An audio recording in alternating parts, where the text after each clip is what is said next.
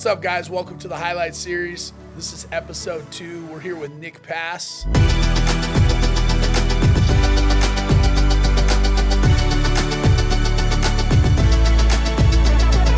Nicholas, how are you? Good. Thanks for having me, JB. Good, guys. So today we wanted to talk about progression of a rep, progression in leadership, progression throughout this job, and kind of what it takes. You've kind of been at every single level. You started out rookie, rep, assistant manager, regional manager, and here you are today. How many offices do you have today? We have 13 offices. 13 offices. So you've kind of been through every step along the way. It's been I'm sure a roller coaster of a journey. Kind of walk us through kind of what you've learned throughout that progression, what it takes to get to the next step, what you learned in leadership, what you've learned about yourself as a person, how you treat people, how you view reps as you recruit them. Walk us through the evolution of the job. Yeah. So I think the biggest thing that I've learned over the years in obviously scaling all of our groups to where we're at is how important it is to empower your people and to give them the same opportunity as you. I think a lot of people don't scale as fast enough because whether it's the margins, whether it's the fear of not being needed or not being wanted or providing the same value, right? When you're in the trenches managing the system as a manager, you're the one that does everything. For sure. And I think a lot of times the biggest flaw in people who scale is they try to maintain and hold on to too much control because they're fearful of letting their people actually flourish and potentially being outgrown themselves. Have you ever been in a position where you haven't really had the opportunity to go flourish? You kind of felt held back? Yeah, 100%. When we, used to work at the other company we used to work at. Interesting. So what do you think's changed from being in that situation to where you are now?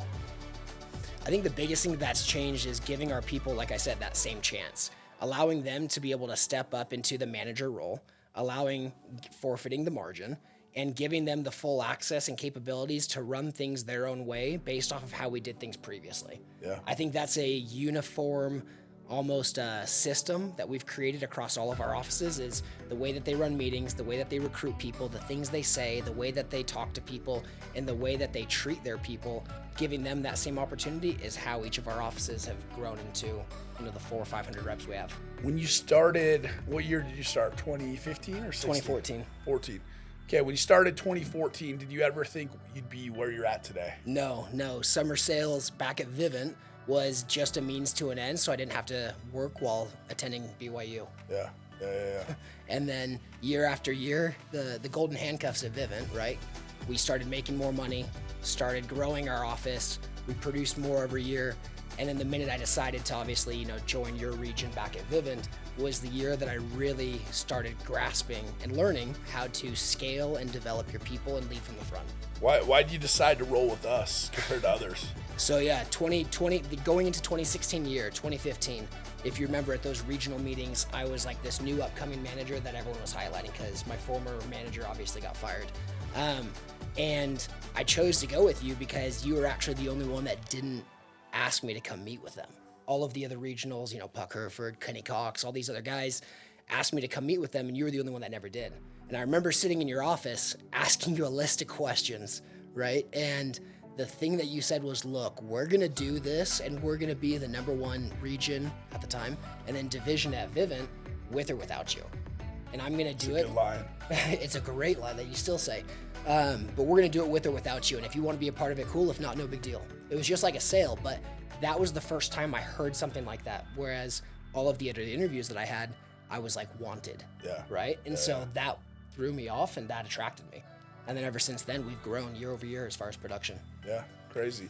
What's kind of the goal going forward? You have 13 groups. You have a lot of upcoming leaders. How do you as a leader go help them understand what they can become and what potential they have to go reach? And because I think a lot of times when you start the job, you're kind of limited in your vision and the way you think. And it's like, 2014, no one told you in 2014, hey, fast forward, 9 years from now, you're going to have 13, 14 offices. You'll go run one of the biggest divisions in solar. So what are you doing to kind of help prepare your people to go continue to expedite growth? I think that's the biggest thing is guys get to certain positions and they become stagnant because they don't understand, hey, what is the next step? So what are you doing as leaders, you and Ty, what are you doing as a leader to go help your people understand there's so much more than where they're currently at? I think the biggest thing, so two parts. One's mindset and the other one's opportunity, right? So I'll hit on mindset first. I think with mindset, back at Vivint, it wasn't you, but there was the regional that was placed over us. Our mindset was to always outgrow the person above us. Yeah. I wanted to out-recruit, outscale, outperform his office personally. And so within our groups, I mean, two managers in specific, right? Jake Harrison and then obviously Steven Roselle, they have that same mentality. Yeah. There's good blood, but it's also healthy competition blood where they're constantly competing to be able to grow and scale each other. So as an individual, I guess my attention and focus is helping recruit, train, and staff those two leaders and other leaders of ours to be able to break off teams. Because the minute you can break off a team and relinquish that control versus keeping everybody in-house allows them to have the same opportunity you have. And that's the fearful part. So I think mindset's number one. And the second one is with that opportunity, you have to start thinking about what life will be if you are off the doors. It is scary because whether you're making 1.3 million on the doors and then you potentially make less, right, with less margin, you're giving other people that same chance, and that's how your organization builds. We've always said, right, people quit people, they don't quit companies. Yeah. And if you don't give your people that chance to be able to not only take that margin, grow, scale, and develop, they're gonna quit you. Yeah. I think the biggest thing I've learned in leadership and kind of promoting people is like you gotta realize like vision starts with you as the leader, right? It's people are gonna respond to your vision, and they're usually gonna be a photocopy of who you are as their leader, right? And I think my goal is to like, hey, I'm not trying to have someone be 100x photocopy. I'm trying to have someone be one photocopy, right? So it's like they always say if someone can go do the job 80% of you of what you could, you go delegate it. And I think the biggest thing I've learned in this job is if you don't promote your people, someone else will. And they're gonna go to where they feel like, hey, they can go be their own man. At the end of the day, people wanna wake up and have a sense of accountability, like, hey, this is my office. It's not Nick's office, this is mine. And they wanna have pride knowing like, hey, this is my baby.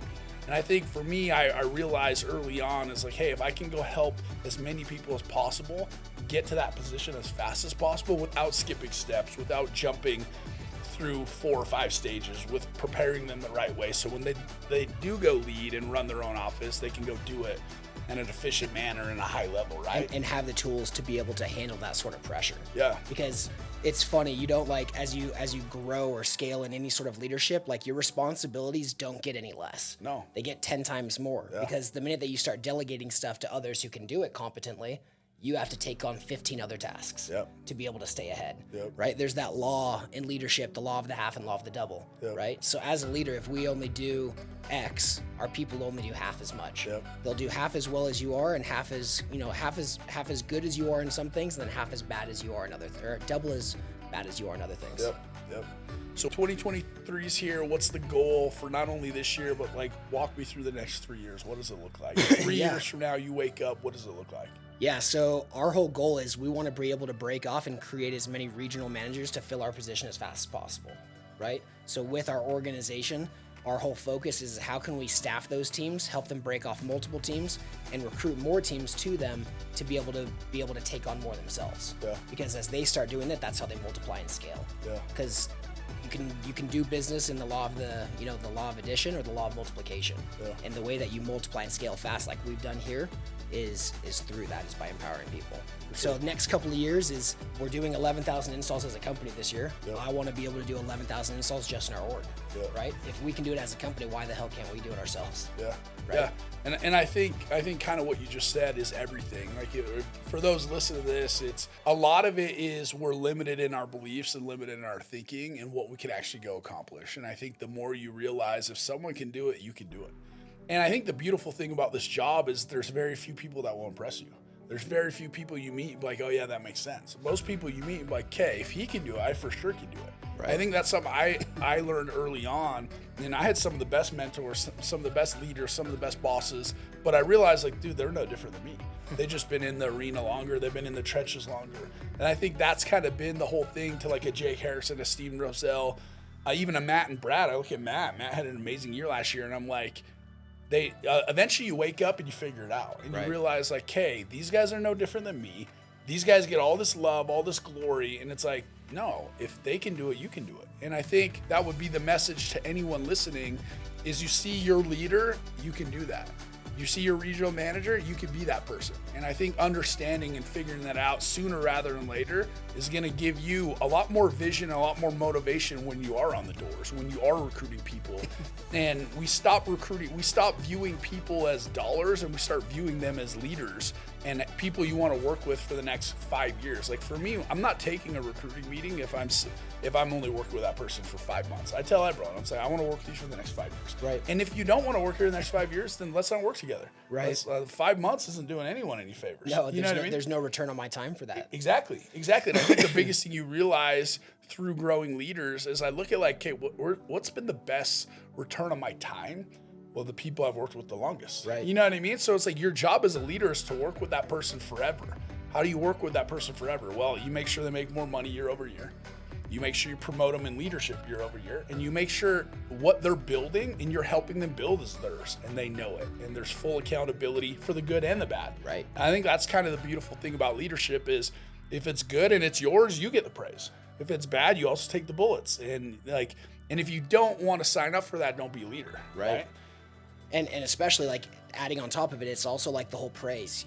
I think as you scale in leadership, you get less clout as you grow, 100%. right? Because everything needs to go to the people who are doing the work. Yeah. Right? As a manager, great. You ran that office, fantastic. But if it wasn't for all of your reps, assistant managers, setter, captains, setters, you would have never been there. Yep. They need to be receiving the praise. Yep. And as you start breaking off teams, you need to be empowering them.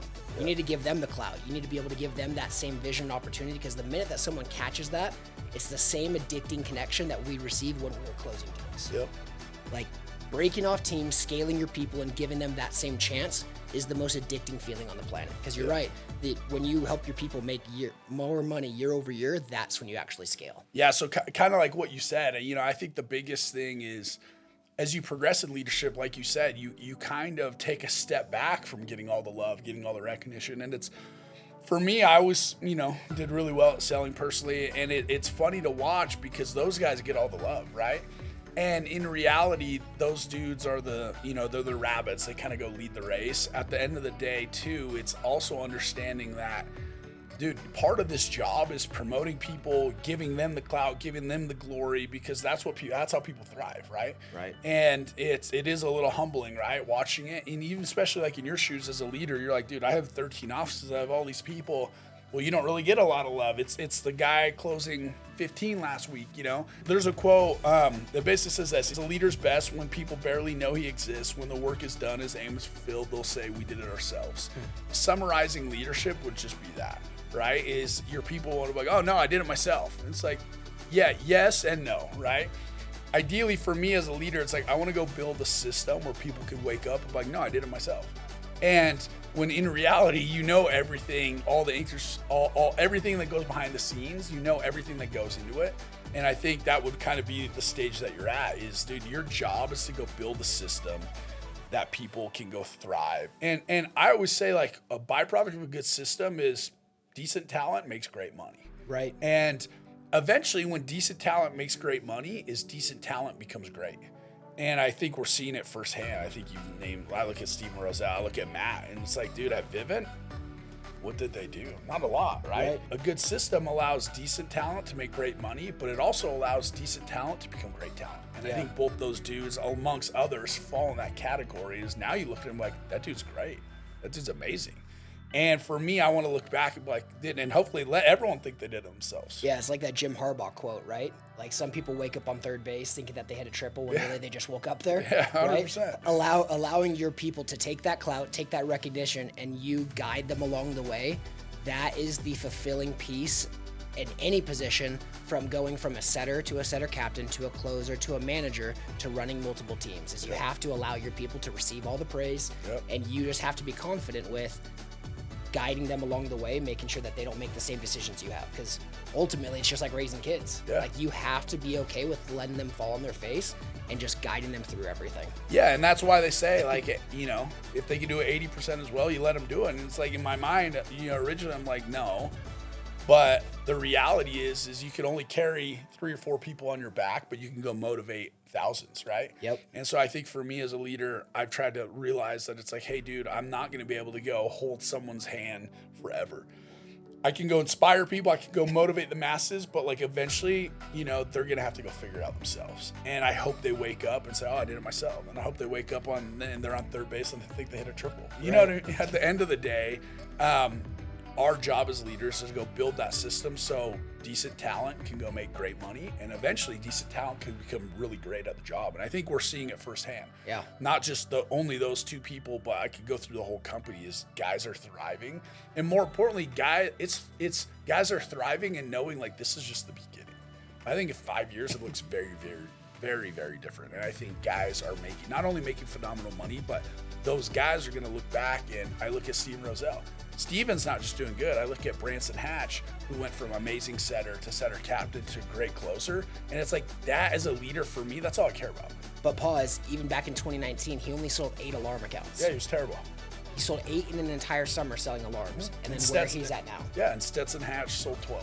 Right. And he's going to go make crazy money. Exactly. And I think that's actually like the best part of the job is watching guys who struggled flourish and now have success and have a smile on their face because they know they're dominating. And more importantly, they know they overcame hard things. And I think when you overcome hard things, you wake up with a sense of confidence, like nothing's going to stop me. Especially when you're able to do it in a faster period of time than it took us. For sure. That's the most fulfilling thing on my end, right? For sure. The 7-8 years of managing, or 5, 6, 7 years, what Steven Roselle and other groups are able to do in 2. Yep. Right? Creating that system that's more efficient allows everybody to step up, everybody to scale, and everyone to be able to eat. What advice would you give everyone listening now? Okay, you started the job. What advice would you give on vision, on leadership? If you could kind of narrow it down to one piece of advice, what would you give? I think the one piece of advice that I would give is what you know right now and what you think is good is not good enough, and it's nowhere where you're actually going to end up. Yeah. If you just keep putting your head down and grinding, trusting the process of evolution or of growth, you're going to get to a very drastically different place than where you believed you were going to be when you first started. Yeah. So keep your head down, grind, put in the hours, put a smile on, and just go make it happen. I did a podcast for a buddy the other day, kind of on a podcast role, I guess. But I told him, like, and this would be my advice, is surprise yourself. A lot of times, like, where we go, like, dude, we're making money, guys want to go buy the cars, they want to go do this and that. Dude, go impress yourself. And I think how you impress yourself is you go through hard things and you look back and be like, dude, I did it. Yeah. And for me, because my buddy was asking, why don't you have Instagram? Why don't you, like, where's the supercar? I'm like, dude, I want to look back and impress myself. I don't need to impress anybody. I want to impress myself. How do I impress myself? Well, I wake up earlier. I go harder in the gym. I work harder. I go recruit more.